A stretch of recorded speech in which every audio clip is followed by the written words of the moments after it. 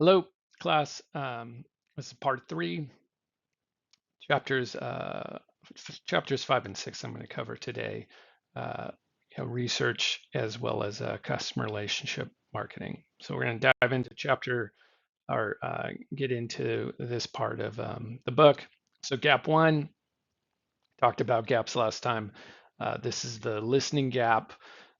This is really where expected service, so from the customer, isn't really aligning with what the company thinks the perceived customer expectation is, right? Like um, we're going to talk a little bit about journeys, but often there's a disconnect between really what the customer experiences and what the company thinks the customer is experiencing, or what they think the customer wants. Really, what it comes down to, um, and that gap can be caused by inadequate customer research, right? Like you haven't done enough diving into what customers want, a lack of upward communication. So pretty common in large companies where sometimes and I've worked in companies with over 80,000 employees, sometimes executives kind of lose touch with what that customer experience is.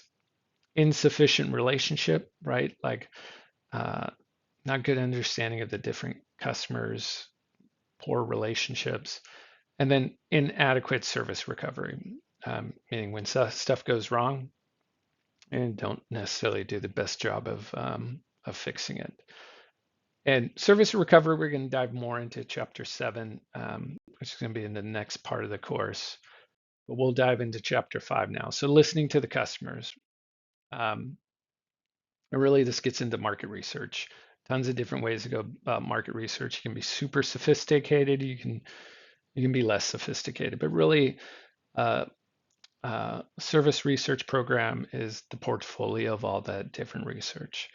And if you're doing a good job, you're not just using one study or one research, you're using a mix of them, and ideally a mix of the quantitative and qualitative. I'm not going to go into real detail in that. The book goes into that, but really, ideally, and I've done this. I've done focus groups that led to more. Um, I'd say focus groups are more qualitative and then led to more hard quantitative surveys, right? And the two play off of each other, and you kind of almost use the quantitative to help you design the qualitative, or the qualitative to help you design the quantitative. But there's tons of different methods. You can look at your customer complaints, incidents. Uh, you can look at ServQual surveys. These are the surveys that ask you a question and be like rank 1 through 10, or from super satisfied to totally unsatisfied. You can even look at social media, right? Like if you're a small company with not a big budget, you can run polls on social media, or even just look at your comments. Sometimes, if they're not positive comments, that gives you a level of research to go off of. You can use customer panels.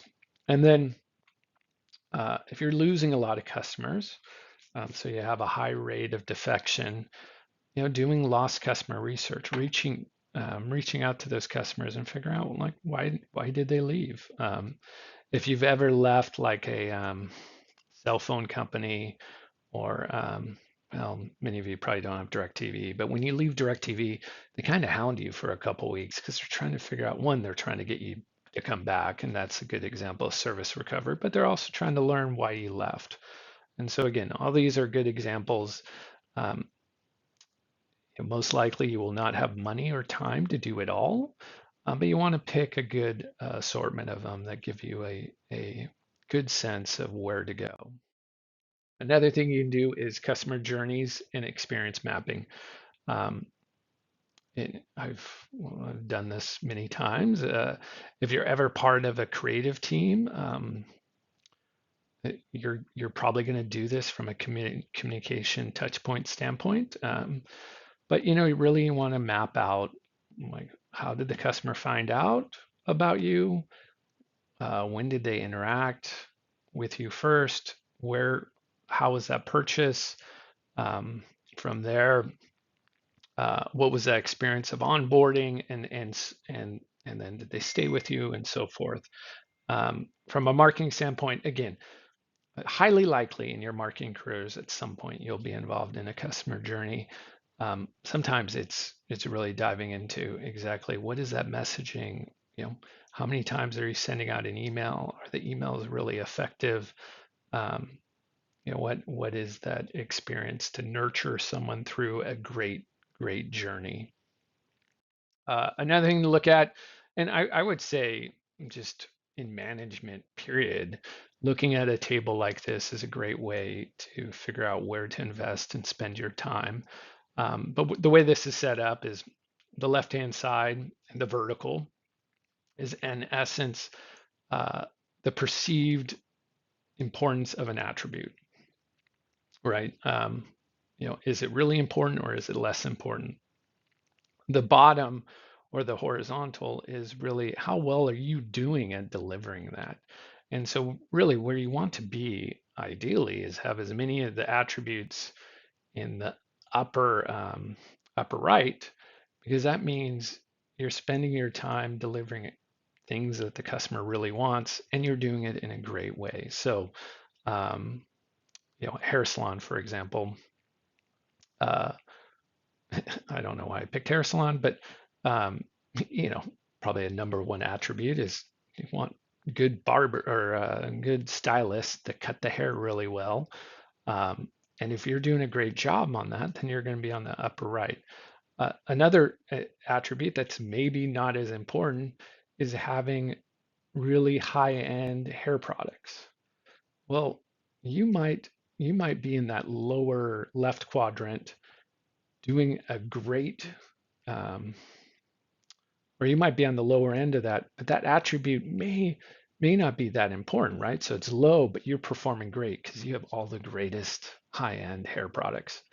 But that's not really important to your customer, right? And so again, it's a great way to map out attributes and where to spend your time, where to decide to de-emphasize, or where you need to work at improving.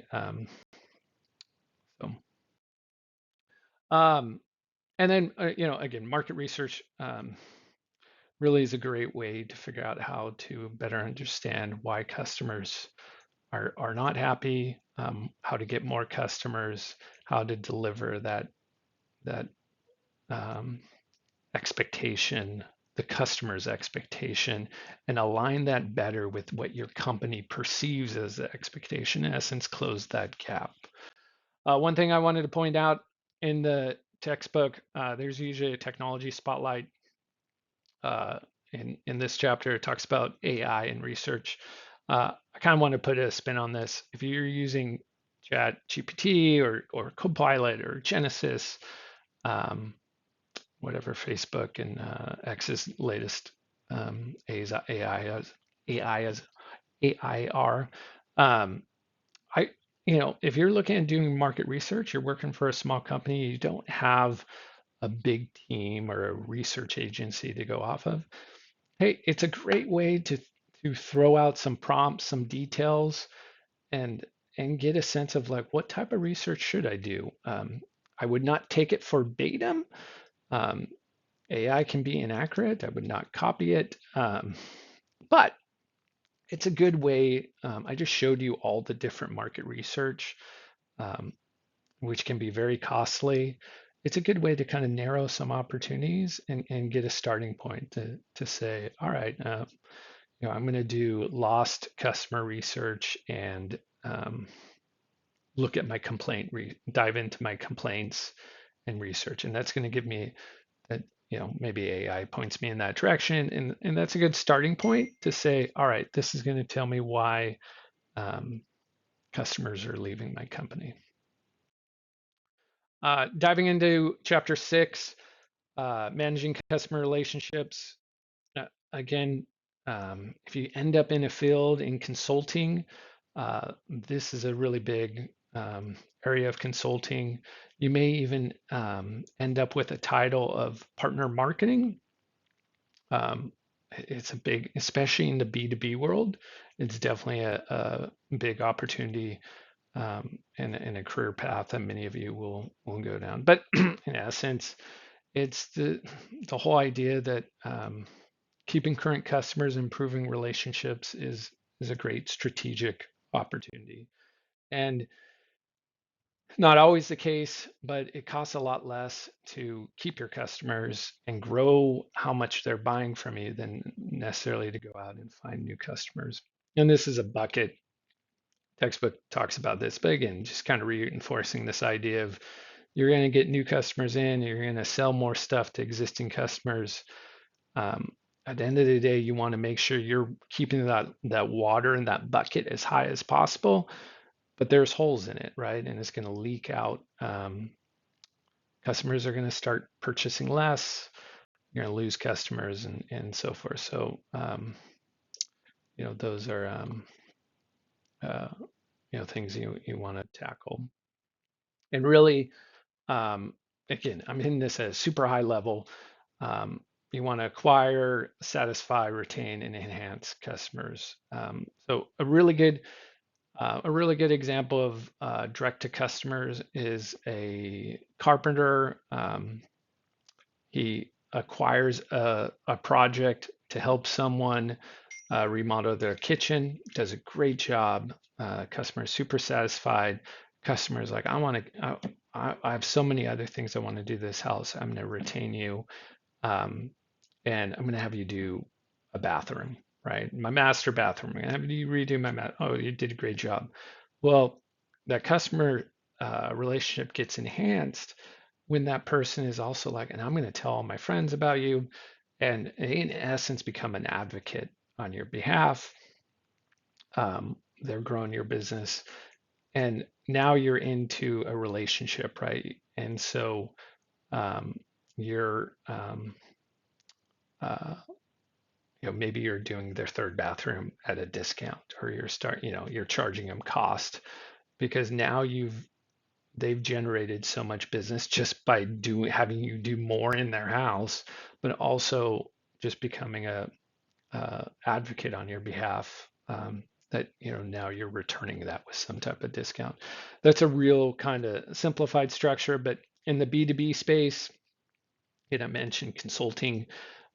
This is a huge area. There's a lot of relationship type of marketing. It's usually under the title of partnership marketing. And again, many of you may end up in this field. My sister's actually in this field. But really good example is Salesforce. Salesforce will work with a number of key partners in consulting. What the consulting agency is doing is they're helping other companies implement Salesforce's tools and technologies. Um, and so there's a symbiotic relationship, right? And often they'll even co-brand. So my sister works for a company called Slalom. It's one of the bigger Salesforce integration companies. And so Salesforce has this huge conference every year called DreamWorks in San Francisco. And my sister, who's in partnership marketing, actually leads. They usually do a big night. Um, they'll do. I think they're doing a big concert, um, and so they, in essence, co-brand and co-market at this large event. Because again, it's a partnership, right? Like Salesforce doesn't necessarily have the consulting bandwidth that Slalom has, but they have the tools, and so that's a really good example of partnership marketing, where in essence the consulting firm is buying the technology from them and then um, implementing it to the customer. Um, and again, this is a hierarchy or a diagram just showing going from stranger to partner.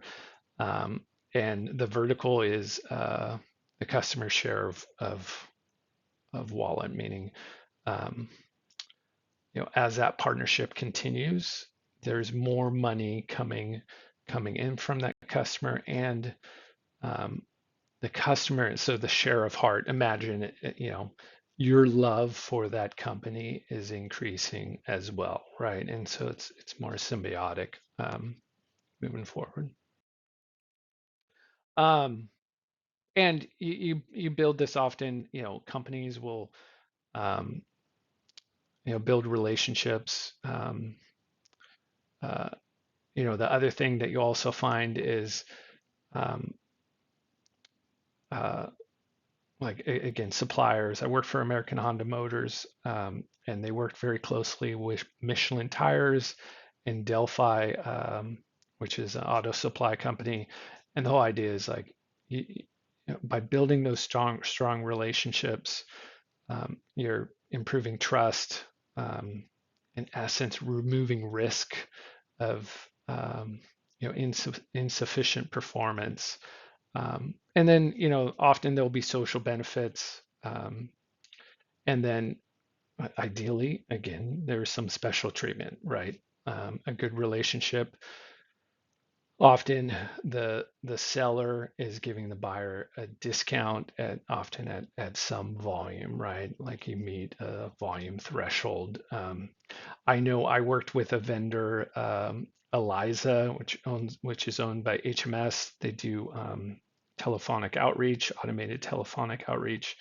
Um, and I had this contract with them that if I hit so many targets of communications each year, they would give me a 5% discount on the back end.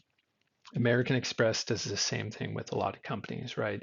If big companies use American Express as their corporate card at the end of the year, there'll be some rebate to the company, if they hit some threshold. So that's a really good example of different relationship, marketing. There's also some, economic benefits. Obviously, increased revenue, uh, good partnership relationships also in essence reduce marketing, right?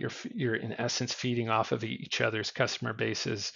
Um, the other thing is it creates, very predictable revenue streams, which is really important. So if you're a company that's selling a lot of products and you can have a customer that every year is going to buy 100 pieces of whatever that product is, you at least know every year you're going to have 100, you're going to sell 100 pieces, right? And so that helps you with predictability. And then customer behavior and human resource management can even be helped as well. So again, uh, many of you will find yourself in some type of relationship marketing experience. I am trying to think of how I could set up some type of recording with my sister, who again has been in, partnership marketing for years. Was originally at Salesforce and now works at Slalom. Um, but again, if anyone's interested in speaking to her, I'm sure she'd love, to speak to anyone about it. So I hope everyone has a, good week, and look out for announcements. And thank you.